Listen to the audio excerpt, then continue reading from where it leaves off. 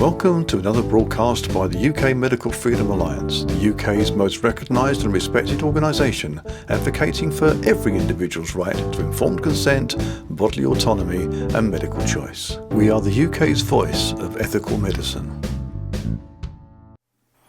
Hi, welcome back to the UKMFA TV podcast. My name's Ian Humphreys and today I'm going to be speaking to Dr Jenny Goodman. She has a brand new book out and it's called Getting Healthy in Toxic Times, and I'm just trying to hold it up because it keeps falling over. Sorry about that. It's an ecological doctor's prescription for healing your body and the planet. Getting Healthy in Toxic Times. It's in your bookshop right now. You can also find it in other online places, but there are some that you probably want to avoid, to be honest with you. But if you can find it in your bookshop, all the better. It's all about detoxing your home, food, actions and world. And we're going to be speaking to Dr. Jenny Goodman after this very, very quick message. Please consider donating to the UKMFA. We are really grateful for all donations, no matter how small. Your donations enable us to continue to lobby for your right to informed consent and medical freedom to be upheld, and to provide resources to educate and empower the public. There are multiple options for donating. One is that you can scan the QR code that's on this video right now, or you can go to the link that is featured in the description below this video, or you can go onto our website and contribute via donor box, or you can buy us a coffee. Jenny, thank you so much for joining me today. We at UKMFA really appreciate you giving us your time, and because you have this new book out as well, it's absolutely perfect timing because there's lots to talk about in that.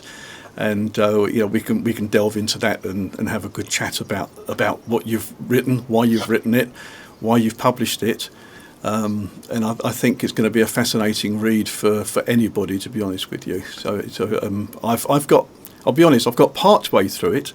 Mm-hmm. I've been speed reading because I didn't get the book until the other day. But the points jump out at you, which is great. So you know it's the sort of book I think you can use as a reference and keep going back to it to dig out things. So it's really interesting.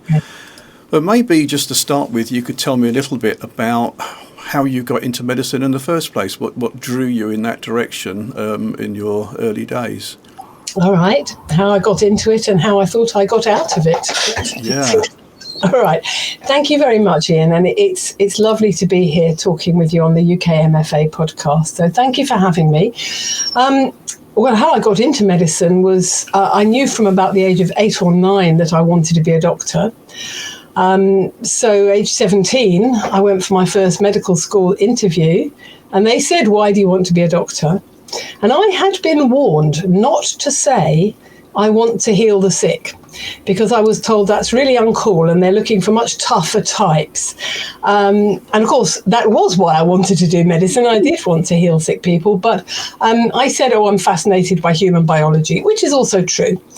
And then they asked me, and I think this is significant, they asked me, "What do you think are the most important characteristics for a doctor, Miss Goodman?" And I said, "Oh, intelligence and compassion." And they roared with laughter. They threw their heads back and roared with laughter and said, "Go and be a bloody social worker." Oh. Now, I was quite stroppy even at 17, so I said to them, "Well, sirs," they were all men, "what do you think are the most important characteristics?" And they leant forward and they said in capital letters, "A scientific mind." Now, of course, they were right and I was right. And there's no reason why a scientific mind can't coexist with compassion and general intelligence. And they did accept me. They offered me a place. I actually turned them down and went to a different medical school, but that's another story. 6 years later, I had not learnt to heal the sick.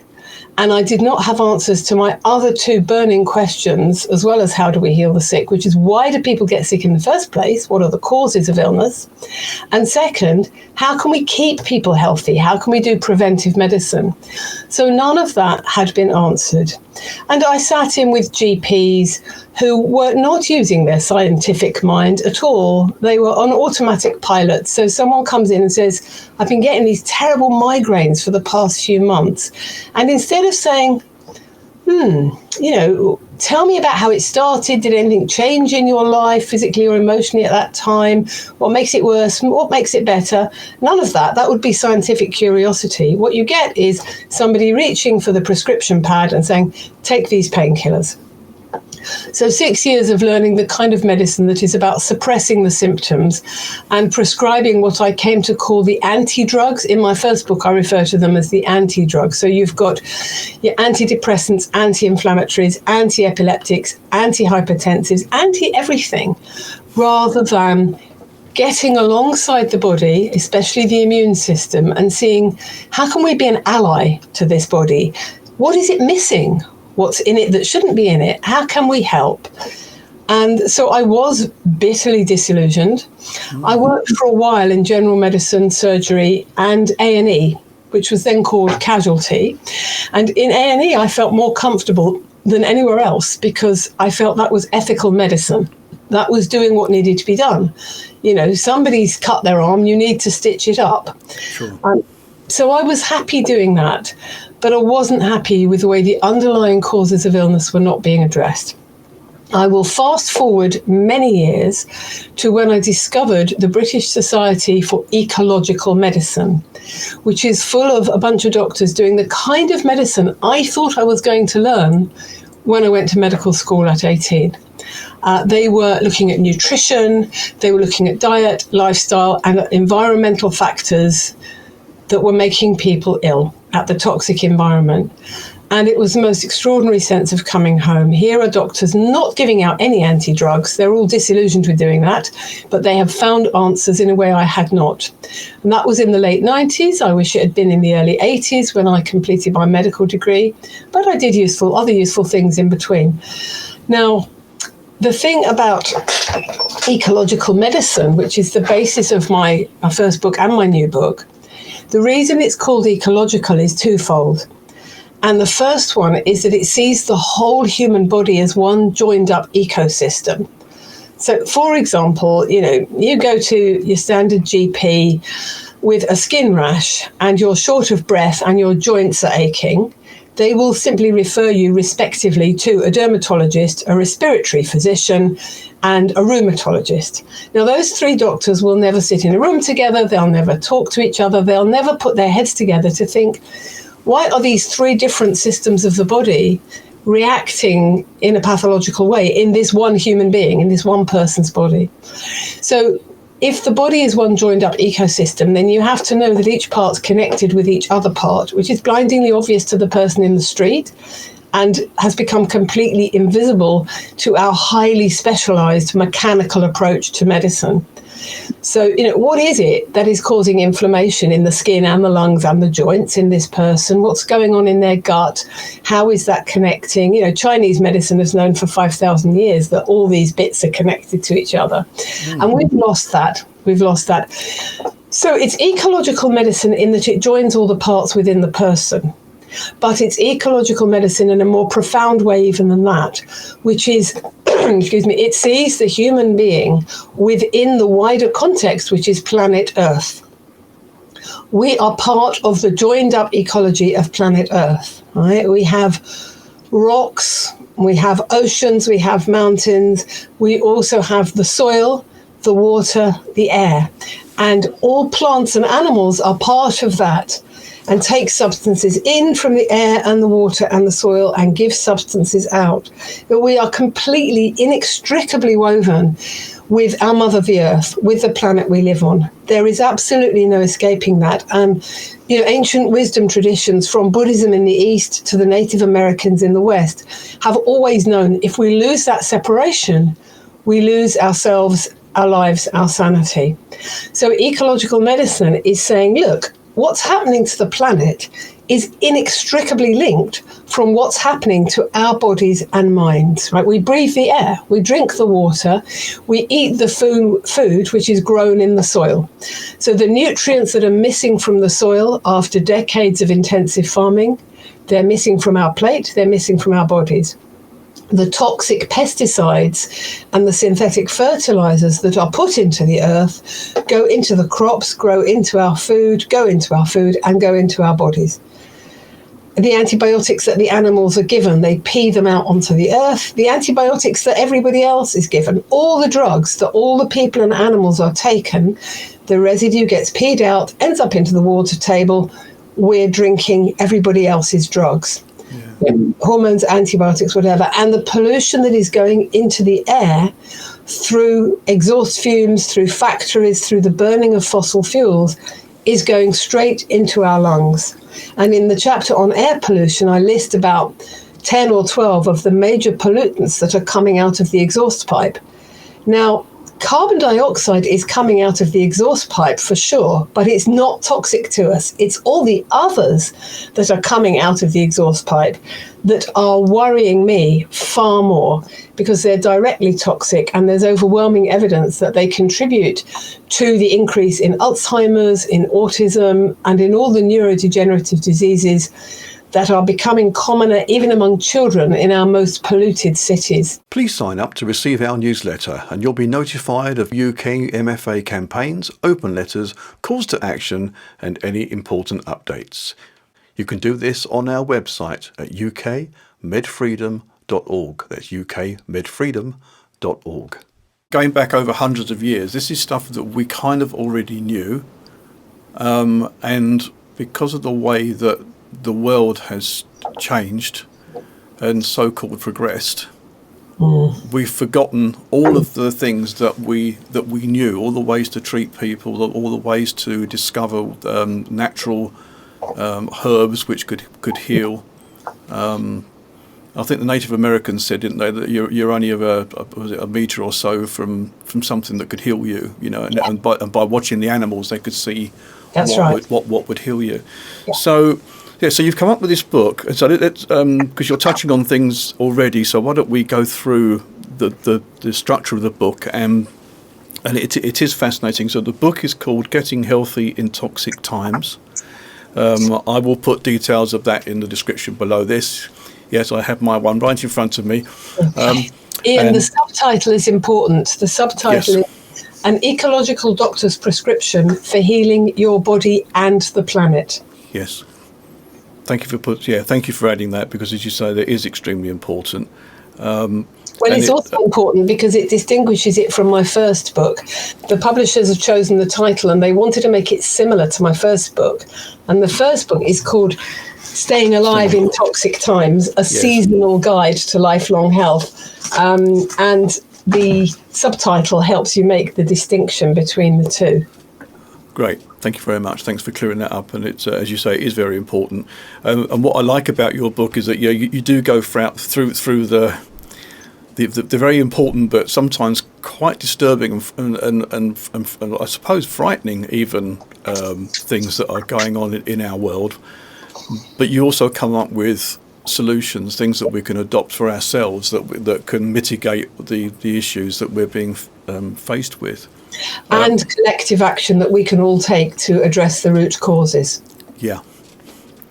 Cool. Okay, so the first thing you said is everything is connected in your introduction of the book, and you've just gone over that as well, and that makes absolutely perfect sense. It's something I've always thought was the case in any event, and a great believer in treating anything in a holistic way rather than just trying to treat a symptom, which in our modern medicine, that seems to be the only way that they will do it. So they'll sit in front of a computer and they will go through a number of screens and you fire symptoms at them, and then they'll hit you with as you say, one of the anti-drugs or something else, or some other pharmaceutical at the end of it, which they say will sort that little symptom out without ever doing any history to find out, as you say, why you've got that.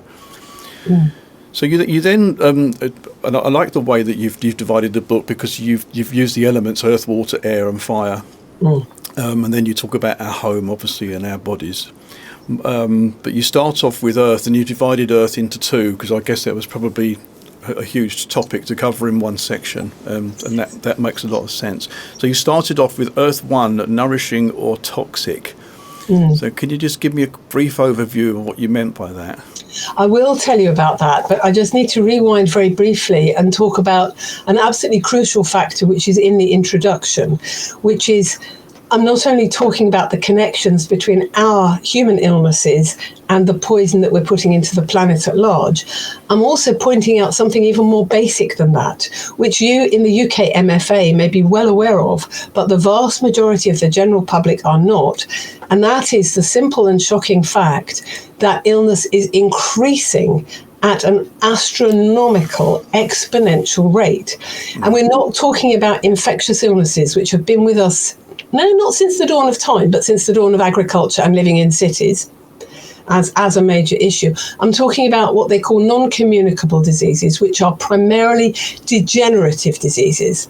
So, Alzheimer's, autism, multiple sclerosis, motor neuron disease, Parkinson's, that's just neurodegeneration, and cancer, which is a massively increasing illness, increasing much faster among the young than among the old, which gives the lie to the nonsense about it being due to an aging population, heart disease, diabetes, something like 3 million people in the UK with diabetes. The type of diabetes that was called mature onset when I was in medical school. In other words, you would only see it in the over 50s. And now we're seeing it in young people and children. Right? So all of these illnesses, plus the autoimmune illnesses, like rheumatoid arthritis and so on, and infertility, are going up at phenomenal rates. But the ordinary person is not aware of it. And there's an important reason they're not aware of it, which is that which is familiar to you seems normal, and you take it as your baseline. But there's a really helpful concept in ecology called shifting baseline syndrome.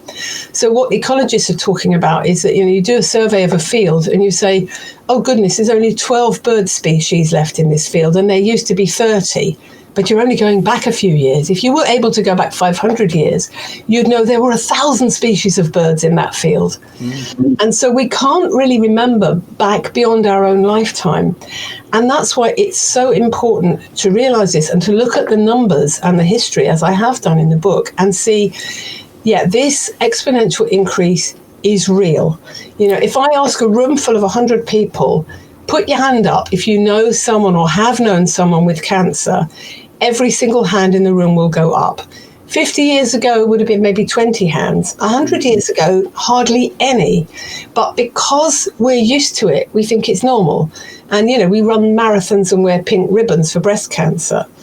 But actually, we need to be looking at the root causes.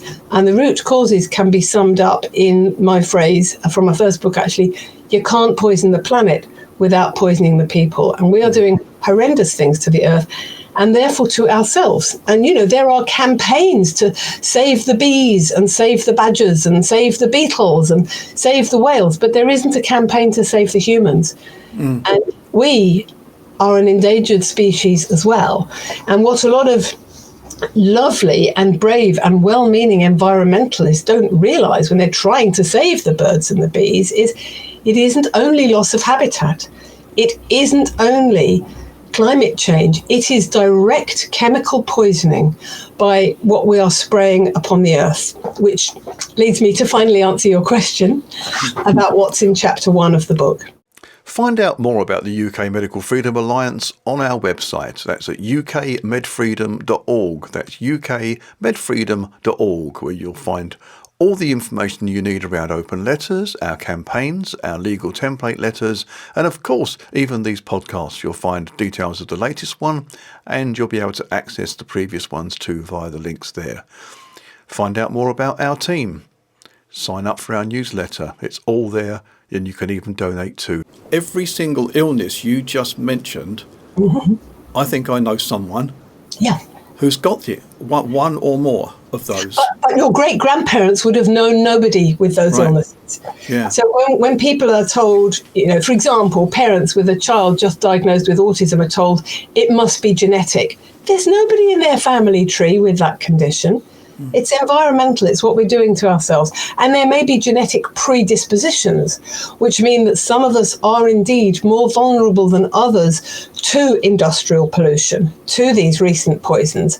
But it's the poisons that are doing the damage rather than genetics. So somebody, and there are case histories showing this in the book, but say somebody who's incredibly sensitive to pesticides, who lacks the enzyme that would detoxify them, would have been just as healthy as you or I before the Industrial Revolution. So yes, some people are much more affected than others, but those people are simply the canaries down the coal mine, warning us what awaits the rest of humanity if we keep fouling our nest in this way. Can it then become genetic? So say if my father was poisoned by some pollutant or chemicals he was working with, he used to strip laboratories out for a living, so I mean he would be very likely to be coming in contact with all sorts of things. So could that have been passed down to me, for example? Because yes, that's what we call epigenetics. Epi being the Greek word for upon. Right, so yes, indeed, those chemicals affect the gene, and in some cases you get what's called DNA adducts. You get chemicals sticking to the genes, and when the gene divides, they carry that chemical with them. So yes, you're absolutely right. I've seen a very, very sick child whose grandfather was in charge of a nuclear power plant, and we were able to make that direct connection. So the damage that the radiation did to the grandfather's sperm was passed down to the father and then to the child. So yeah, you're absolutely right. And then you compound it by taking in even more chemicals for the lifestyle that you then leave. It's vicious, isn't it? And then you go to the GP with a complicated set of symptoms, and they say it must be all in your head, and they give you antidepressants, which is more chemical poisoning. But the funny thing is, when a GP says it's all in your head, they don't know it, but they may be literally correct, because the chemicals we're talking about, particularly in the first chapter, I discuss pesticides, and that includes insecticides, herbicides like glyphosate, fungicides, and so on. They are, like all the other petrochemical substances we'll discuss, including plastics, they are lipophilic, which means they dissolve in fat. They're attracted to fatty tissue. That means they get through your skin, they get through your cell membranes, they get into every system of the body, but they will mostly land up in the organ which has the most fat, and that is the brain. So, I've had people poisoned by pesticides told it's all in their head. And when you do a fat sample, not from the brain, obviously, but from the peripheral fat, you find the pesticides, you find the glyphosate, and you find the, parachlorvin phos and all these tetrachlorvin phos rather, and all these horrible pesticides, which, by the way, were derived from nerve gases. So in the First and in the Second World War, the military-industrial complex was manufacturing nerve gases. And when the war was over, they didn't want to go out of business. They repurposed them and called them pesticides. Right now, the side, C-I-D-E at the end, means to kill in Latin. And they do damage all living creatures. They damage all living systems. And the primary kind of damage they do, not surprisingly, is neurological. The neurodegenerative conditions that I mentioned earlier, because they were designed to be nerve gases, to be neurotoxins. But they also cause cancer, and they also disrupt our hormones. They're endocrine disrupting compounds. And they also, of course, are teratogenic, which means they damage the baby in the womb. Now, anything that is likely to increase the cancer rate is also likely to damage the baby in the womb, because it's messing with your DNA. And your DNA is needed for you to reproduce your own cells correctly and not get cancer, but it's also needed to make babies. So these chemicals do numerous types of damage. And what I document in chapter 1 is not only the damage, but the many, many organic farms springing up around Britain where there's none of that. And I show how it's perfectly possible to farm without any pesticides, without any synthetic fertilizers. There are 7 main methods, and I describe them in conversation with many of the farmers who kindly showed me around their farms. And by the way, organic farmers, as was shown in a study from Denmark, have higher sperm counts than anybody else, and much higher than the non-organic farmers. And this is important because sperm counts are plummeting across the world in mammals and fish as well, not just humans. And largely pesticides are responsible, and the organic farmers are safe from that. So there are loads of ways that you can treat the land with love, plough good compost and manure back into it, and grow a whole range of diverse crops in one place, which means you don't get so many weeds and you don't have to worry about pests, because pests come in where there are monocrops, one whole field with only one thing growing in it. The animal that likes to eat that will overgrow, then the farmer sprays. And you end up with an intervention cascade of chemicals, exactly as you do in medicine. And the parallels between medicine and agriculture are extraordinary. In both cases, there's a holistic fight back against the chemical approach and in favour of the natural approach, because one chemical input will do so much damage it will require another.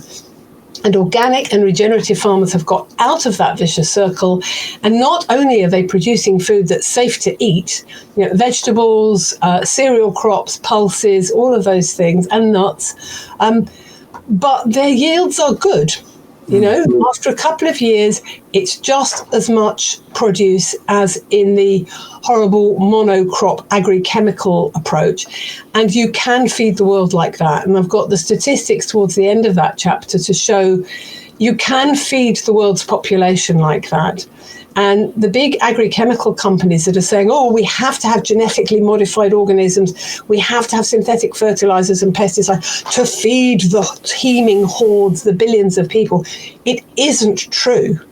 And their concern is not to feed the hungry. Their concern is to feed their profit machine. So chapter 1 is just the first example of the ways in which our bodies are being poisoned for profit. And the solutions are quite simple, actually. We need to stop consuming, the toxic lettuce, the toxic meat, the pesticide-infected foods, and vote with our wallets and eat organic.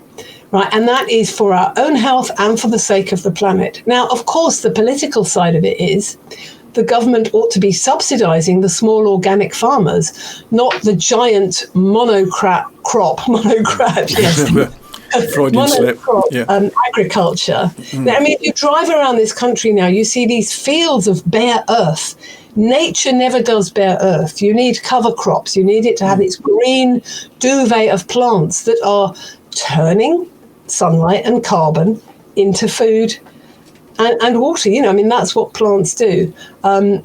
So there's vast numbers of ways in which agriculture can be done differently and is being done differently. So the solutions are right there. But as consumers, I cannot overstress the importance of eating organic, but I need to anticipate the argument that always comes back to me, which is, but it's so expensive. Well, yes, it shouldn't be, because actually it takes less of a toll on the earth.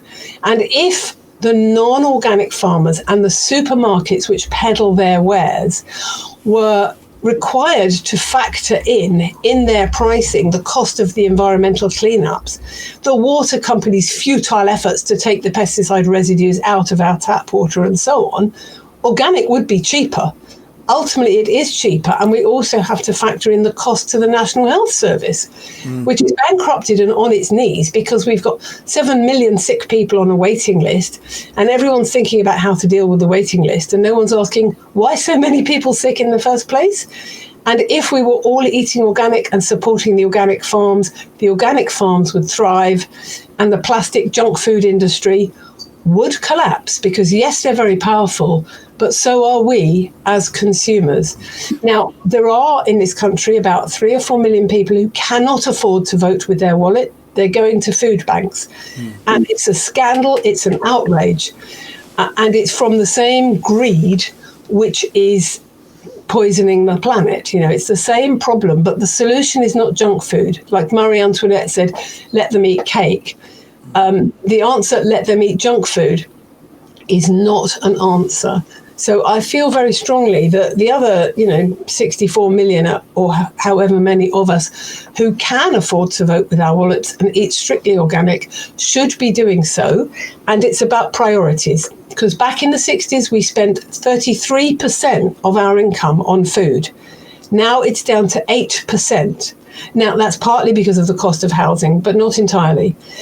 I had a patient come to see me, you may have heard this story before, and say, I can't afford all this organic food. And by the way, I can't afford the blood tests either. Oh, and can we reschedule the next consultation because I'm spending a month in Barbados on holiday? And I thought, well, lovely. I wish I could afford to get my vitamin D by lying on a beach in Barbados. So it is about prioritising. You can find the UK Medical Freedom Alliance in most social media locations, in particular Facebook, on X, YouTube, Spotify, and of course Apple Podcasts, and our favoured location of all, Rumble, which is the home of free speech. You'll also find us in the mainstream media and of course the alternative media too. Remember to like, subscribe and follow at every opportunity, and you'll be notified when our next broadcast is becoming available. People will spend an awful lot of money on their cars, making sure that they're tickety-boo, but they won't spend money on themselves. Yeah, the bodywork of which body? Yes. Yeah. It's really weird, actually. But that's human beings right now, and that's because we live in. It's also because we've grown up with the National Health Service and expecting healthcare to be free. Yeah. And it was a very beautiful ideal, but the world was less sick when that was created. And what we're not doing, and what the NHS, God bless, is not doing at all, is addressing the causes, right? So the government would have to clamp down hard on the junk food industry and the agri-chemical industry and start actively supporting healthier ways of living so that it became affordable for everybody. Interestingly, I saw yesterday, courtesy of Clarkson's Farm, which does make me laugh, but I know it's not all real, but however, an interesting point came up that they went to buy their chemicals to spray on, and they were really expensive. They had tripled in cost. Yeah. And that's again because the petrol companies obviously realised that they could make an awful lot of money out of this, especially as this was during the tail end of the pandemic and the start of the Ukraine war. And everything was blamed on those events, and so therefore all the prices could now go up.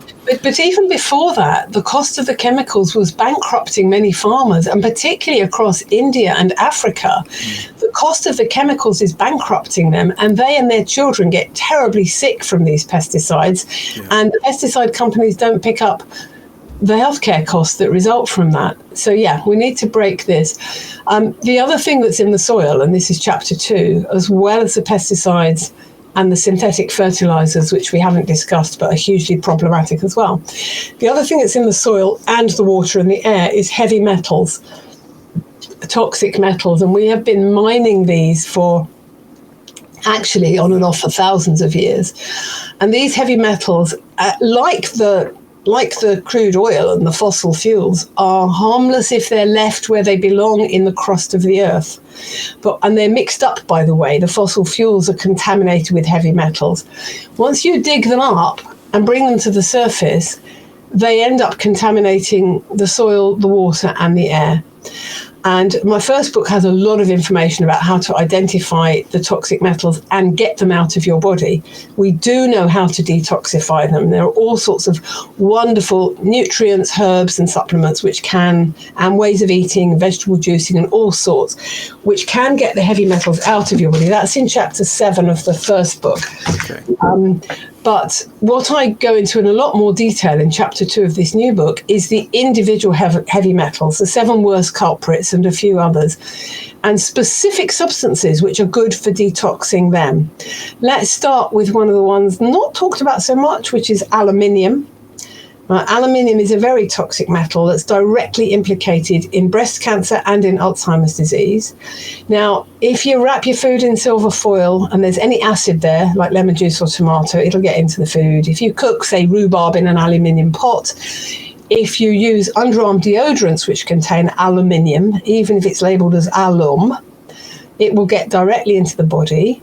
But the most frightening source of aluminium is that it is used as an immune adjuvant in many vaccines, in some childhood vaccines, in the flu jab, and in others. And the great researcher on this is Professor Christopher Exley, who was at Keele University and has spent 40 years researching the role of aluminium in animal biochemistry. It has no place in our bodies. It's incredibly toxic. And when he discovered it was being injected directly into children in vaccines, and he found aluminium in brains of children with autism who had died from some other cause, like an accident, and he also found it in the brains of people with Alzheimer's disease. Whoa. Long story short, the university threw him out. And this is a familiar story. But nevertheless, aluminium is a neurotoxin. It's a carcinogen, and we need to avoid it. And I describe in detail how to avoid it. But also, there's something that gets rid of it, as well as all your general detox methods like vitamin C at high doses, vegetable juicing, saunas, and so on. Silica. Simple silica, which is in certain spring waters, and I describe which ones it's in, and Professor Chris Exley's favourite one, it's also in the herb horsetail. Silica does carry aluminium out of the body, and it's just such a blessing that we know this. And I have successfully detoxed it out of many people, young and old. But you have to know it's there, you have to ask the question, and you have to do the testing.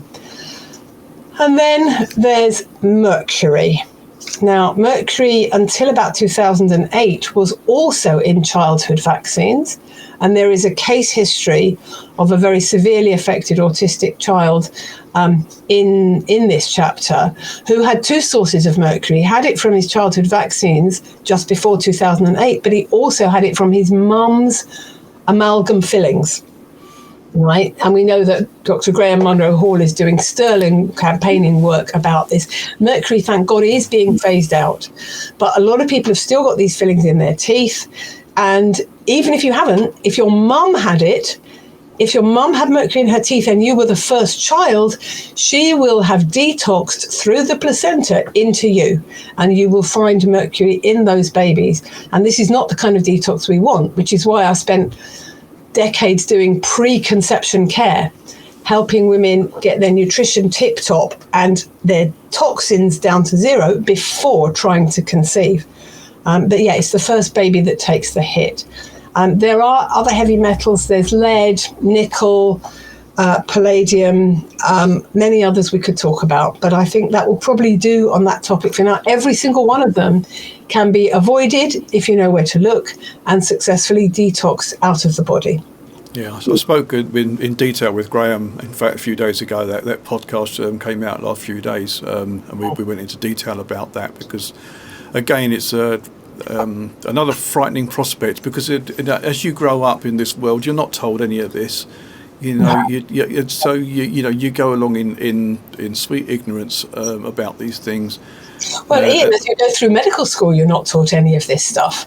No, that's what I understand, and it's horrendous. In researching the book, I discovered thousands and thousands of references, published papers, confirming the links between the toxins in the soil, the water, the air, and more, and human illness. All the information is out there in journals like Environmental Health Perspectives and Journal of the Total Environment, and no GP reads any of these. I hadn't even heard of most of them until I started researching. So the information is in the public domain, but not in the public's consciousness. So we should move on to water. All the toxins that are in the soil are also in the water, but in addition, we've got chlorine in the tap water, which is put in there to kill bugs.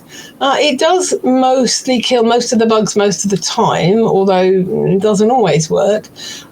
But it combines with other things in the water to form disinfection byproducts, which are toxic in lots of ways to us. And we don't need to be doing this. We don't need to be putting chlorine in our bodies. The Dutch have a different system. They have physical filters followed by ultraviolet radiation. Right? Ultraviolet is from the sun, and it kills all known germs. And that's all you need to do, and there are no side effects. So it's perfectly possible to do it differently. Then there's fluoride, which I know that the UKMFA now is, thank goodness, very involved in combating the addition of fluoride to our drinking water. And the Fluoride Free Alliance are doing sterling work on this in the UK, and Fluoride Alert in the USA. It's not in everybody's water in the UK, but Boris Johnson's government passed an act, I think the Health and Social Care Act, which slipped in clauses 146, 147, I think, a resolve to add fluoride to the drinking water of every area of the UK. Now, we've had a pilot study. In Birmingham and the West Midlands, they've had fluoride in their drinking water since 1964. I have seen children in my practice from all over the UK and Europe, and I have seen a disproportionate number from Birmingham and the West Midlands of children with developmental defects of bone and brain. And you measure the fluoride levels in their urine, and it's sky high. Wow. Fluoride is damaging the brain. And again, I found hundreds of papers showing it lowers the IQ of the children in the womb, particularly the boys, as does fluoride added to salt in Mexico. So where's fluoride added to the water? In Birmingham and the West Midlands. Now, I think around Chester, there's a big fight going on in the northeast to stop it happening there. And in the Republic of Ireland, from where I've also seen lots of brain-damaged children and some bone-damaged children, nowhere in mainland Europe. Right? They're too sensible. They have not put fluoride in their water. And Cuba and Chile, and I think Finland, all briefly experimented with putting fluoride in the water. They saw their child mortality rates shoot up, and they took the fluoride out again. So we need to ask, where's it coming from, this fluoride, and what's the real reason that governments and health authorities want to put it in the water? It is a waste product of the phosphate fertilizer industry.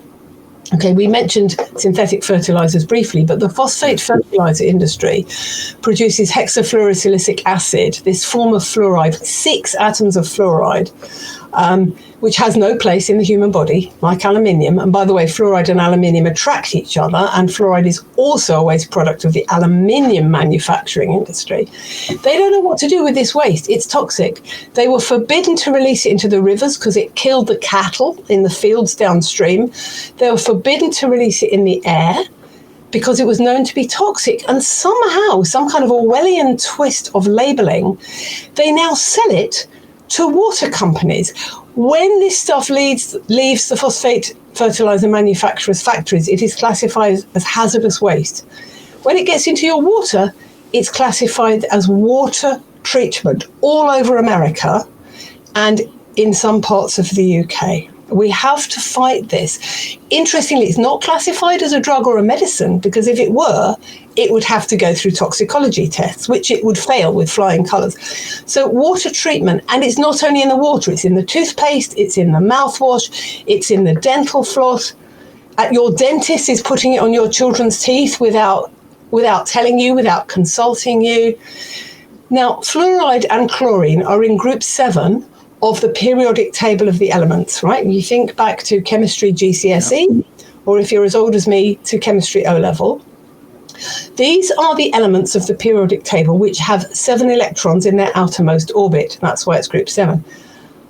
Chlorine, fluoride, bromine, which is also toxic and which is outgassing from your synthetic furnishings like mattresses and sofas and so on, and carpets for the first year or two. So open the windows if you've got those.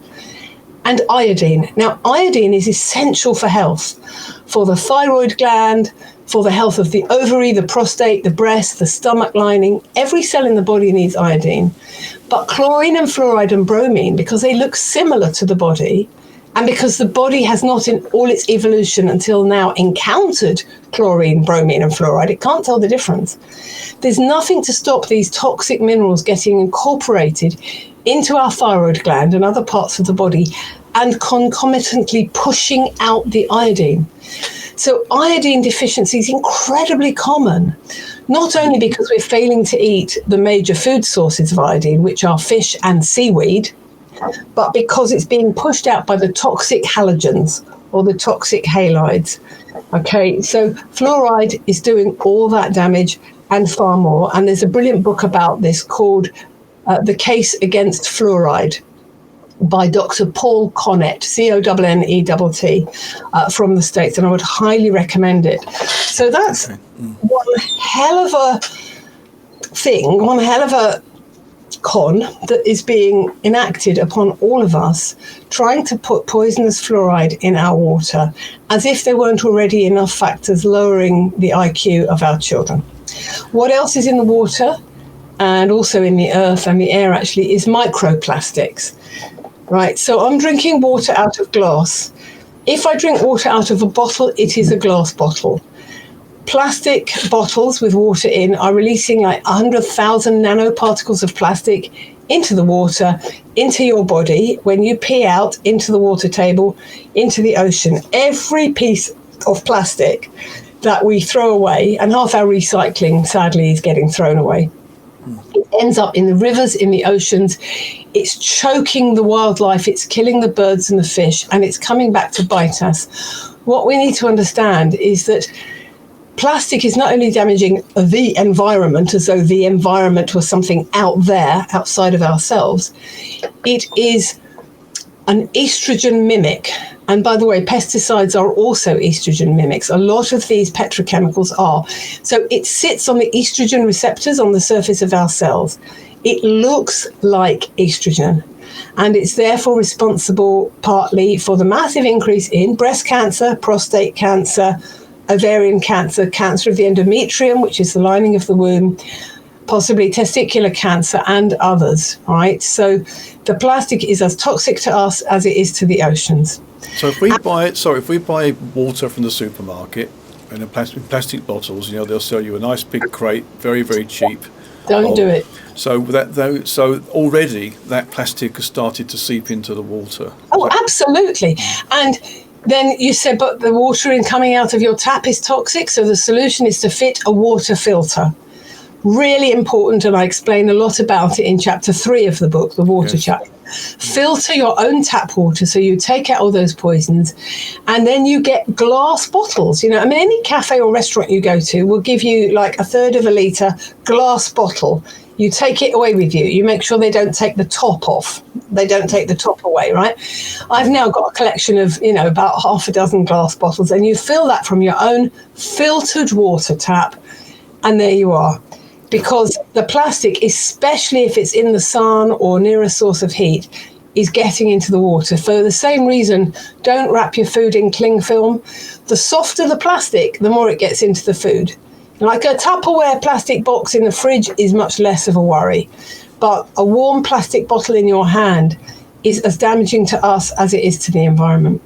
Wow. Other things that we need to worry about in our water, all of which are filtered out if you get a good quality, plumbed in ideally, water filter rather than a countertop one, are the PFAs, polyfluoroalkyl chemicals, lots more about them in that chapter, and drugs, other people's drugs and animals' drugs, our pets, our livestock and ourselves. Any drug anyone's taking, the water companies have no system to filter out those residues. So get a water filter. Can I just clarify, talking about water filters now, I've got a Berkey, that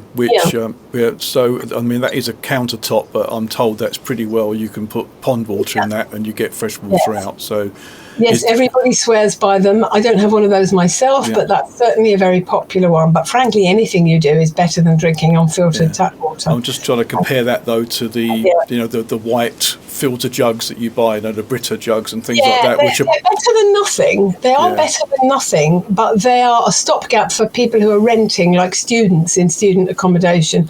They really are better than nothing, but you want the jug to be glass, not plastic. Well, I was going to say they're plastic generally anyway. You can replace their jug with a glass jug. They're better than nothing, but ideally, if you own your own property, you want a plumbed in one. And you can buy water in glass bottles as well as a stopgap. Now, Ian, I have to tell you, we've just been talking about the easy stuff, the non-controversial stuff. What we're going to move on to is much more challenging, and we've only got a few minutes, so I'll be as brief as I can. So air pollution, okay? It is poisoning us, and a lot of it is now invisible, and you can't even smell it. Nanoparticles of soot coming out of the exhaust. There are loads of carcinogenic chemicals. We need to drive less. And, it's also coming out of power stations, not power stations, but power generating stations and all of those. And, the air in some areas of big cities, especially near incinerators, is really toxic. And the exhaust pipe is just at the height of a toddler's nose. So I do think we need to drive less. I'm not happy about coercion. I know lots of people are very uneasy about things like, the Mayor Sadiq Khan's ultra-low emission zones and congestion charges because people feel it's impinging on their personal freedom. But actually, before the smoking ban, your cigarette smoke, your freedom to smoke, was impinging on my freedom to breathe clean, safe air. So it's like the freedom to drive versus the freedom to breathe.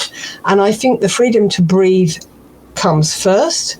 But I would also say that just as with the kind of medicine I do, you put the good stuff in before you take the bad stuff away, we need to put in fantastic, well-funded public transport, like they have in Finland, where it's clean, it's green, it's non-polluting, it's cheap, it's efficient, it's reliable, spacious, comfortable, beautiful. I mean, in Finland, they have a whole carriage, which is a creche to entertain your children on a long journey. Yeah. Can you imagine?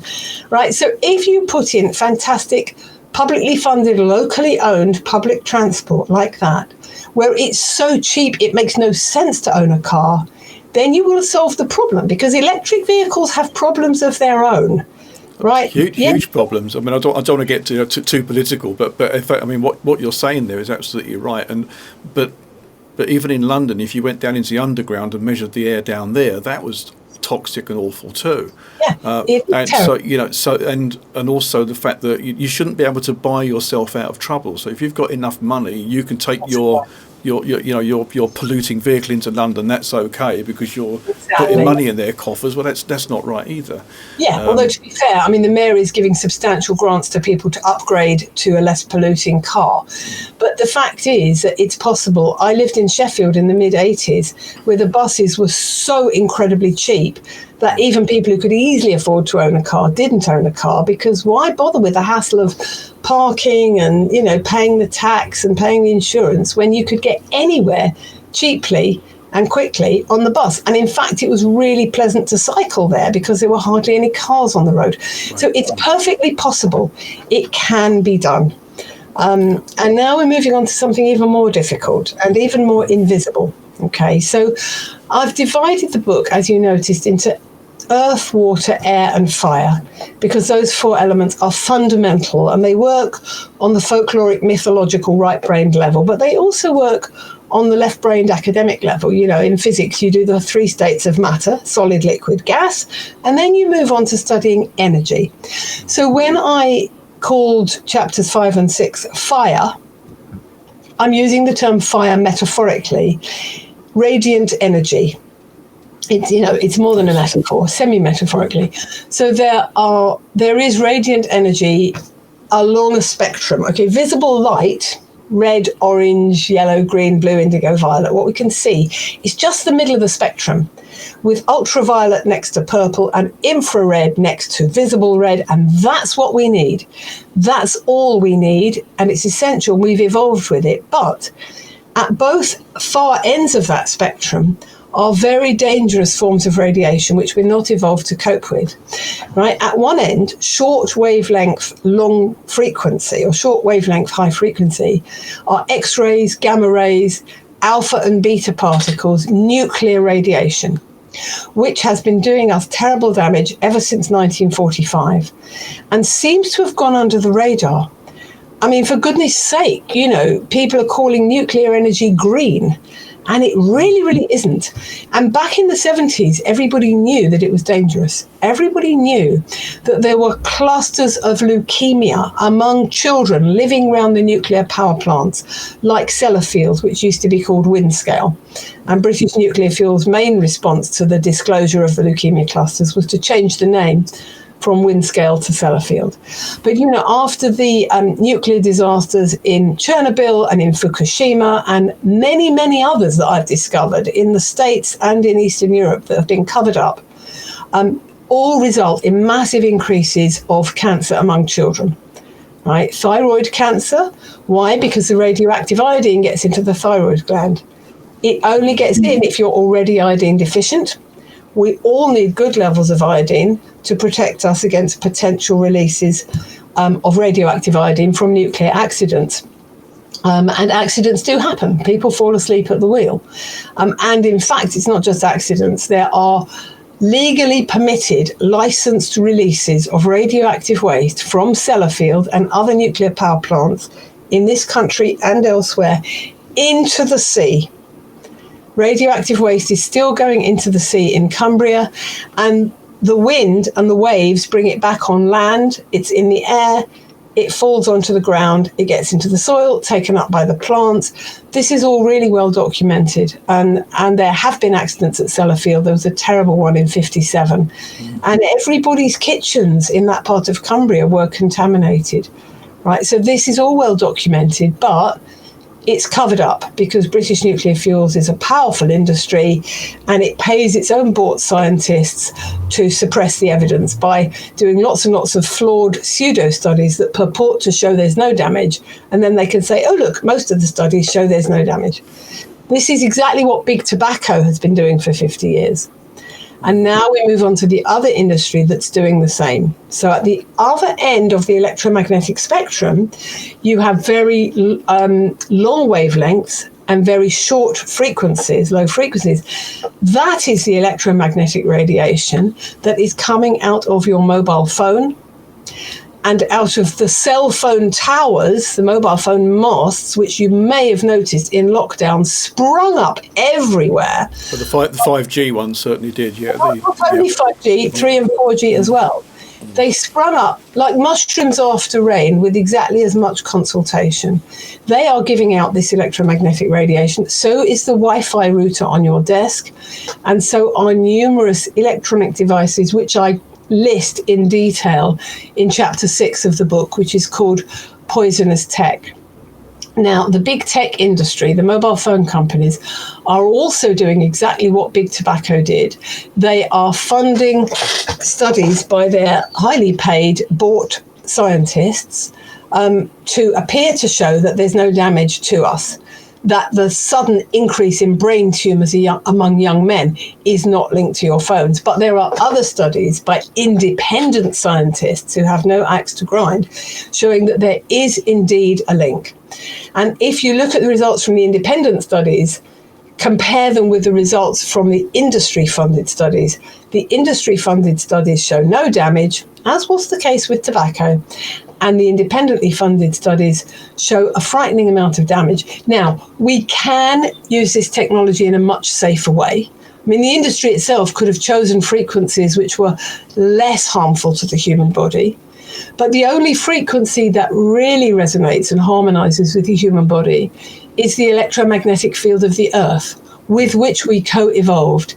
And you can be in touch with that again right now. If you go outside and stand barefoot on the grass, or if you're on holiday by the sea, stand barefoot on the beach, lie on the beach, you are immediately in touch with the electromagnetic frequency of the Earth. Although this is physics, this is not hippie talk, right? This is real and solid and documented. And that's what we need. But we're living indoor lives surrounded by devices. And even if we're not making a phone call, our phone is constantly in contact with the nearest mast.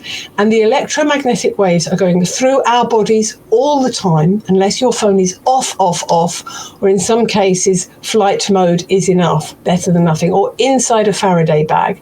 And I describe at the end of the chapter and in the resources section at the end of the book how to make this tech safe and how to get the gear that makes you safe, the special hat, the special t-shirt, the special gloves if you're electrosensitive and can't even hold the mobile phone, how to use it less but how to use it safely.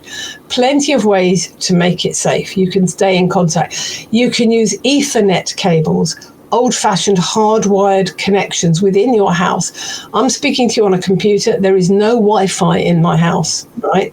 It's a very good connection. You've got broadband, you've got Ethernet cables. If you have a laptop, you can plug that into your laptop. So we can live with it in a much safer way. But I just need to tell you that in 1979, on the neurology ward in a hospital in Leeds, Chapel Allerton, I saw a patient with a brain tumour. Now, I happened to be doing a neurology rotation, but all the medical students from all over Leeds doing, surgery, A&E, general medicine, whatever they were doing, were summoned to the bedside of this patient in this part of the city to see this man with a brain tumour. Why? Because the consultant said, this is rare as hen's teeth. You will never see this again as long as you live. And now I can think of a dozen people I've known with brain tumours, 10 or 11 of whom have already died. Mostly young men, sometimes young women. They were all people who held the phone to their head. The tumour comes on the same side of the head where you hold the phone. It used to be coming out of an antenna at the top of the phone, brain tumours. Now it's coming out of the bottom of the phone, throat tumours among young men. The only people who ever got throat tumours were elderly men who'd been drinking whiskey for 50 years. Neat. No, so this is real, this is happening, it's dangerous, and it's perfectly possible to use the tech in a safer way and in more moderation and with protective devices such that you don't get a brain tumour. I mean, brain tumours in adults and children were so rare, so rare. So, the evidence is that it's increasing, and it's increasing because of this mobile phone technology. And it's not just affecting us. Colony collapse disorder among the bees is largely to do with this, although you won't hear much about it. It's thoroughly documented. Bees and birds and many mammals and whales and dolphins, they all navigate using the electromagnetic field of the Earth, using the compass, the North Pole. Well, the electrosmog we've created completely disorientates them. And I think this is why so many whales are getting beached. They're getting stranded on our beaches, and it's tragic. And again, there are many lovely environmentalists trying to save the whales and save the bees. They are not thinking about the electromagnetic toxicity because it's so difficult to think about. It really is. I'd say it's very obvious. Sitting in the garden, one thing I don't see very much of anymore is bees, certainly. Yeah.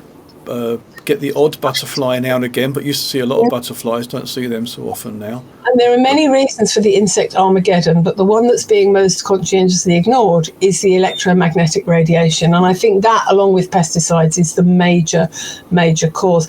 I have seen bumblebees looking completely disorientated, just flying around in tiny circles because they can't sense where to go anymore.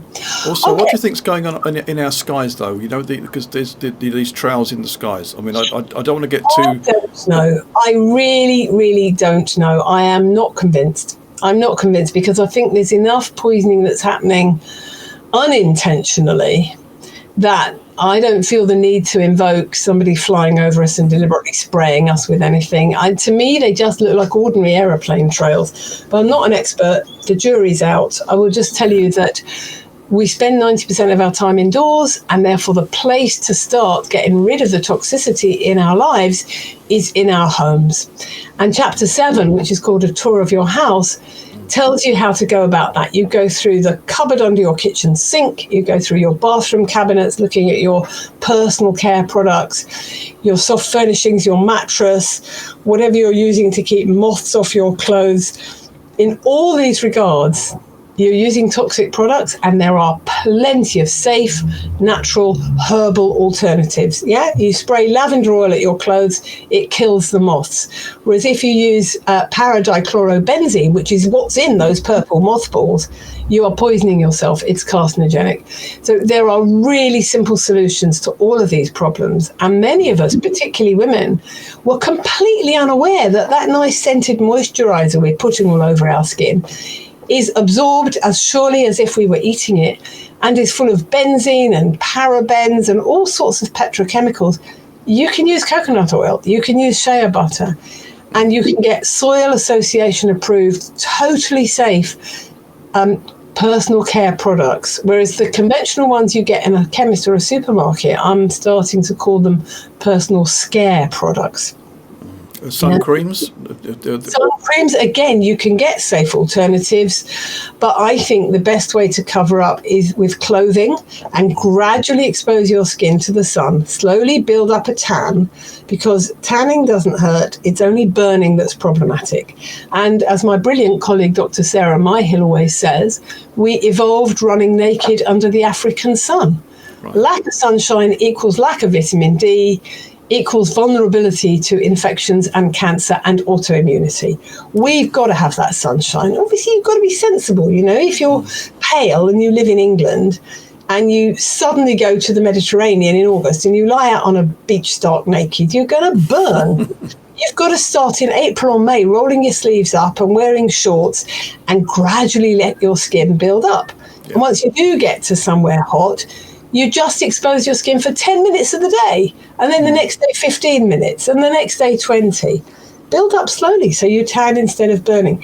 More and more dermatologists are coming around to the view that the increase in skin cancer is not about the sun, it's about the sunscreens. Yes. But as I say, there are safe alternatives. But I would point out one thing I learned in writing that chapter I was really shocked by. If you buy food and it says it's organic, it is organic. There are regulations in place. But for cosmetics and personal care products and everything else, all the non-food items, there's no regulation at all. It's perfectly legal to label, I don't know, washing up liquid or perfume or deodorant or moisturizer as organic if it contains just 1% organic ingredients.